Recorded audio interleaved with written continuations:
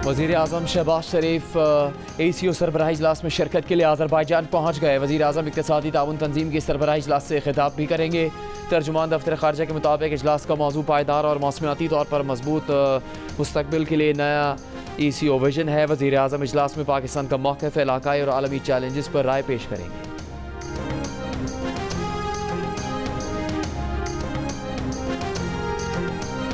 महमूद खान अचकज़ई ने कौमी हुकूमत के क़याम के लिए वज़ीर आज़म को मुज़ाकरात की पेशकश कर दी। कहा, कौमी हुकूमत बनाने के मामले के सिवा इस हुकूमत से मुज़ाकरात नहीं हो सकते। एक दूसरे को गालियाँ देने का नहीं, इस वक्त मुत्तहिद होने का वक्त है।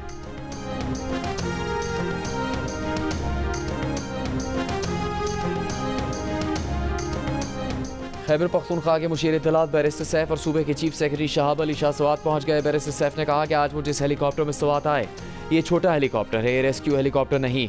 चीफ सेक्रेटरी खैबर पख्तूनख्वा शहाब अली शाह ने कहा कि दरियाए स्वात में फंसे लोगों को बचाने के लिए हेलीकॉप्टर भिजवाने का इंतजाम कर लिया गया था, लेकिन हेलीकॉप्टर पहुंचने से पहले सानहा रूनुमा हो गया।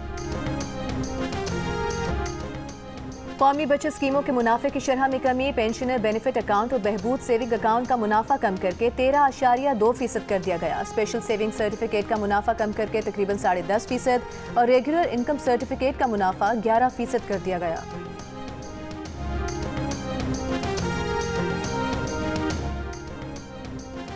वज़ीर आज़म शहबाज शरीफ ने मईशत में शफाफत के लिए डिजिटल ट्रांजैक्शन सिस्टम को नागुज़ीर करार दे दिया। डिजिटल मईशत से मुतालिक इजलास में कहा, कैशलेस इकॉनमी से मुतालिक कमेटियाँ शराकतदारों से मिलकर काबिल अमल तजावीज़ दें।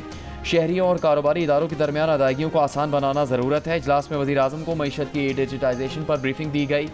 बताया गया कि डिजिटल अदायगियों के लिए मोबाइल फ़ोन एप्लीकेशन इस्तेमाल करने वालों की तादाद 9.5 करोड़ से 12 करोड़, जबकि QR कोड इस्तेमाल करने वाले ताजिरों की तादाद 9 लाख से 20 लाख तक ले जाने का हदफ है। मजमूई डिजिटल अदायगियों को भी 7.5 अरब से 12 अरब रुपये तक बढ़ाया जाएगा। वज़ीर आज़म ने तमाम अहदाफ को दुगना करने की हिदायत की है।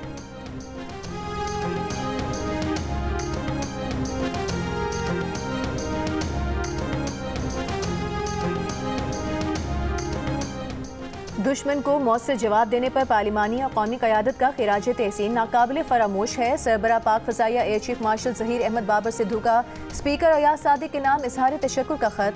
कहा, भारतीय जारहियत के खिलाफ कौमी यकजहती कायम करने के लिए स्पीकर का किरदार काबिल सताइश है। एयर चीफ ने कहा, पाक फ़ज़ाइया मुल्क की दिफा के लिए हर लम्हा तैयार है। पाक फ़ज़ाइया मुल्क की सरहदों की हिफाजत को अपनी मुक़द्दस जिम्मेदारी समझती है।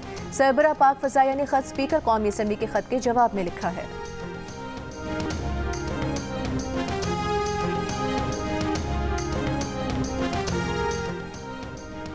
Chairman joint chiefs of staff committee general Sahir Shamshad से जनूबी अफ्रीका के चीफ ऑफ एयर फोर्स की मुलाकात।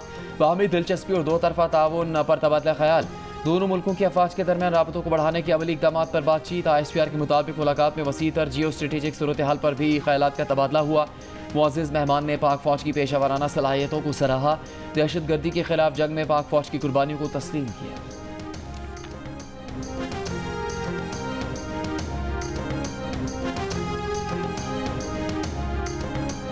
लाहौर हाई कोर्ट के इलेक्शन ट्राइब्यूनल ने वफाकी वज़ीर अब्दुल अलीम खान की कामयाबी के नोटिफिकेशन के खिलाफ इंतखाबी उज़रदारी को मुस्तरद कर दिया।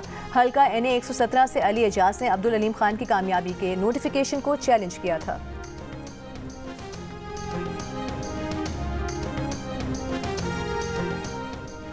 ईरान में मुकीम अफगान बाशिंदों की मुल्क बदरी में तेज़ी आ गई। सिर्फ पिछले माह जून में 2.25 लाख से ज़्यादा अफगानी ईरान बदर कर दिए गए। अफगानियों का कहना है कि इसराइल के साथ 12 रोज़ा जंग के बाद ईरान से अफगानों को निकाले जाने का अमल तेज़ हो गया। वो समझते हैं कि अब ईरान में अफगानों का मुस्तकबिल तारीख है।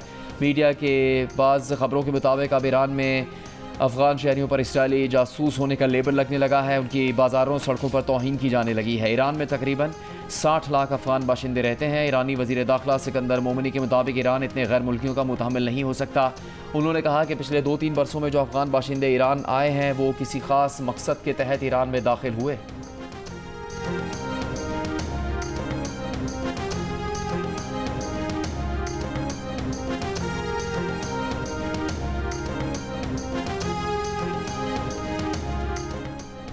पेंटागन ने कहा है, अमरीकी हमलों से ईरान का एटमी प्रोग्राम 2 साल पीछे चला गया। तर्जुमान पेंटागन ने कहा है कि अमरीकी हमलों से 3 ईरानी एटमी तंसीबात तबाह हुई।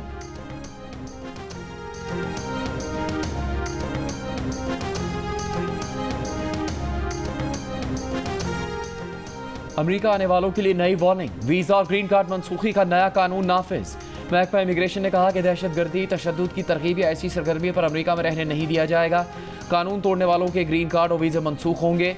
व्हाइट हाउस के मुताबिक अमेरिका में गैर कानूनी तौर पर रहने वाला हर शख्स मुजरिम है। अमेरिकी वज़ीर ख़ारजा कह चुके, कोई तालिब इल्म सिर्फ मुजाहिरों में शिरकत या अफरा तफरी फैलाने आता है तो वीज़ा नहीं देंगे।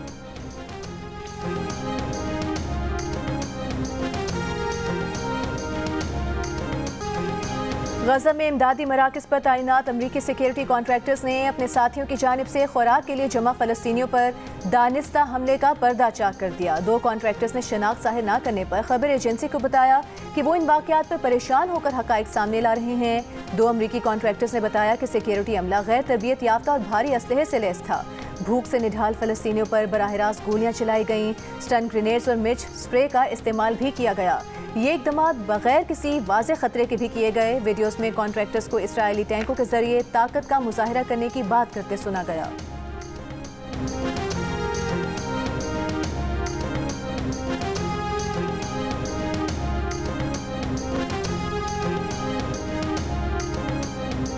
मसनूई हाथ बनाने वाली पाकिस्तानी कंपनी ने गजा में जंग से मुतासरा बच्ची सिद्रा को मसनूई बाजू लगा दिया। कंपनी का कहना है कि ये इकदाम उर्दन में कंपनी की सरकारी शराकतदार के ताउन से मुमकिन हुआ। ये उस मिशन का आगाज़ है जिसका मकसद गजा में माजूर अफराद की मदद करना है। जंगज़दा इलाके में आवाम की मदद की कोशिश कर रहे हैं।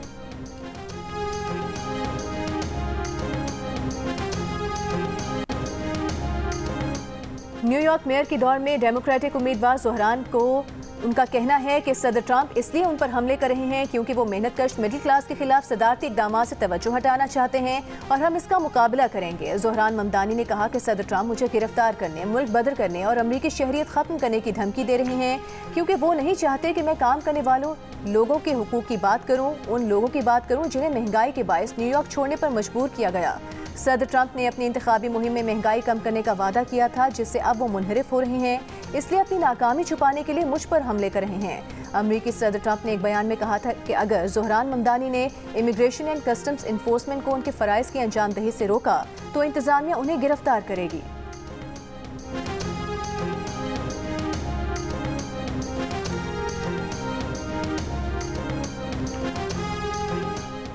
कराची के जिना अस्पताल में लाइफ सेविंग अद्वियात का बहरान। अस्पताल ज़राए के मुताबिक अहम इंजेक्शन ख़त्म होने पर जिना अस्पताल में कई ऑपरेशन मुलतवी। अस्पताल में एंडोस्कोपी के लिए दरकार इंजेक्शन और विटामिन का स्टॉक ख़त्म। इंसुलिन, सिरिंजेस और कैनुला तक दस्तियाब नहीं। अस्पताल इंतज़ामिया का कहना है कि ऑपरेशन मुलतवी नहीं हुए, अद्वियात मौजूद हैं। मज़ीद अद्वियात की फराहमी नए माली साल के बजट के बाद मुमकिन होगी।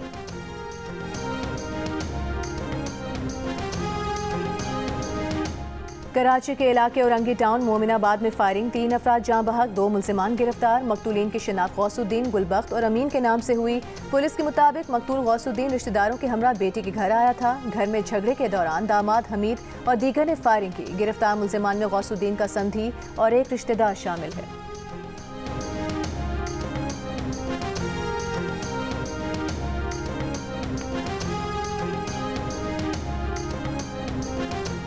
इस्लामाबाद में मोटरसाइकिल पर बैठे दोनों अफराद के लिए हेलमेट पहनना लाजमी करार देने का फैसला।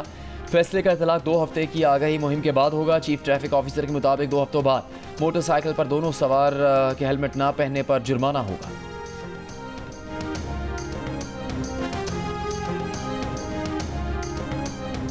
प्लास्टिक की आलूदगी माहौलियाती खतरा है और इसे खत्म करना हमारी जिम्मेदारी। दुनिया भर में आज प्लास्टिक बैग से छुटकारे का दिन मनाया जा रहा है।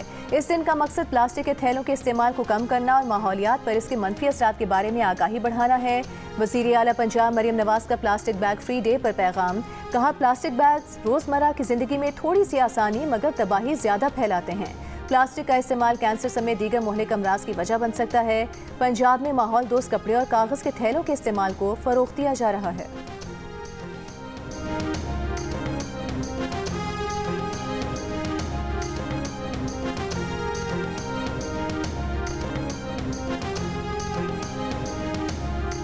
रावलपिंडी पुलिस ने फ़ोन कॉल पर निस्वार चोरी का मुकदमा दर्ज कर लिया। फ़ोन करने वाले ने 300 रुपये की 10 पैकेट निस्वार चोरी होने की शिकायत की। पुलिस ने पर्चा काट दिया। निस्वार चोर की तलाश भी जारी।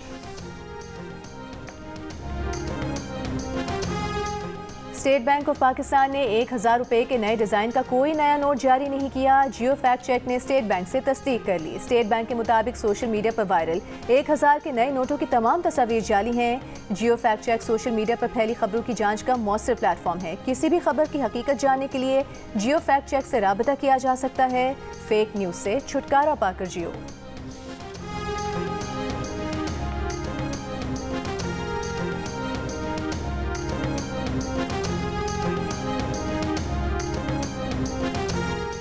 इंडोनेशिया में बाली जजीरे के करीब फेरी डूबने से 4 अफराद हलाक और 30 लापता हो गए, जबकि 31 अफराद को बचा लिया गया है। फेरी गुज़श्ता रात बेनेवांगी पोर्ट से रवाना होने के आधे घंटे बाद डूब गई। फेरी में 65 अफराद सवार थे, जिनमें 53 मुसाफिर, 12 अमले के अरकान और 22 गाड़ियाँ भी शामिल थी। रेस्क्यू एजेंसी के मुताबिक ख़राब मौसम और तेज़ लहरों के बायस तलाश और बचाव के काम में मुश्किलात पेश आ रही हैं।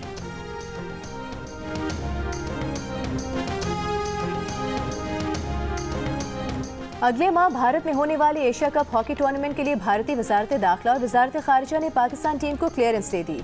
भारतीय मीडिया के मुताबिक वजारत खेल का कहना है कि वो इंटरनेशनल टूर्नामेंट्स में पाक भारत मुकाबलों के खिलाफ नहीं, बैनुल-अक़वामी मुकाबलों का तकाजा है कि हम इन मैचेस से पीछे नहीं हट सकते। पाकिस्तान हॉकी टीम को एशिया कप में शिरकत से नहीं रोकेंगे। एशिया कप हॉकी 27 अगस्त से 7 सितंबर तक राजगीर, बिहार में खेला जाएगा।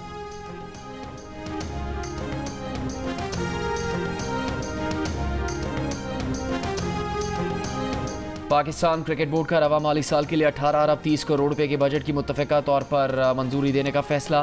क्रिकेट के फ़रोग में बेहतरीन कारकर्दगी दिखाने वाले रीजन की हर साल भरपूर हौसला अफजाई की जाएगी।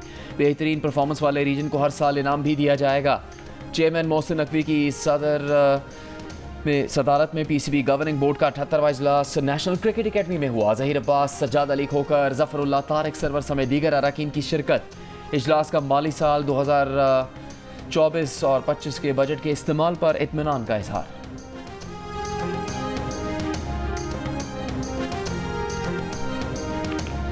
भारत में बंद किए गए पाकिस्तानी मशहूर शख्सियात के सोशल मीडिया वीडियो चैनल्स को अनब्लॉक और फिर ब्लॉक करने की मुतज़ाद इत्तलात।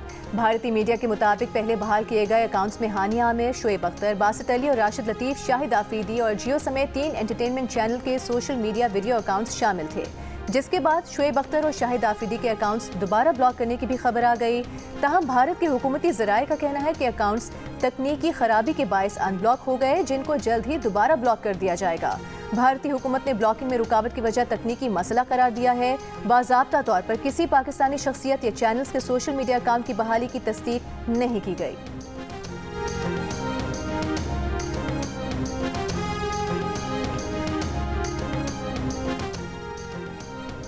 तीन यूरोपियन कोपहमाओं ने नांगा पर्वत सर करके नई तारीख रकम कर ली। इन तीनों ने अल्पाइन स्टाइल में नांगा पर्वत को सर किया और इंतहाई शानदार अंदाज से इस खतरनाक पहाड़ से नीचे उतरे।